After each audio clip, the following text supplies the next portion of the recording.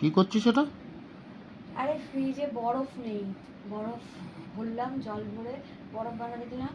আর এই ঠান্ডা জলটা, গালগুলো জ্বলছে গরমে, তাই জন্য এই ঠান্ডা জলটা দিয়ে গালগুলো একটুখানি আরাম হচ্ছে আমার।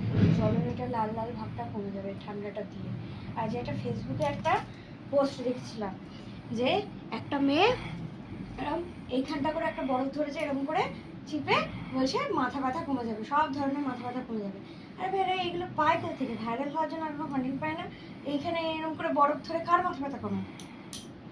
কাজ নেই যত সব। কি গরম পড়েছে, আমার এটা দিয়ে আরাম হচ্ছে।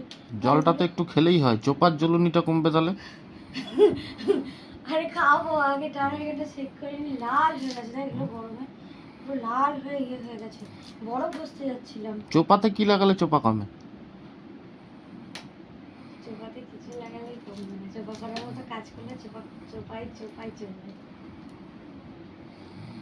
তাহলে চোপাটা দিচ্ছি বলে তা একটু শুধরেছিস। যেদিন মরে যাবো সেদিন ভাবি চোপা করার লোকটা নেই আর, সেদিন বুঝতে পারবি। ঘুমালাম আমি। ঠিক গুড আছে। নাইট।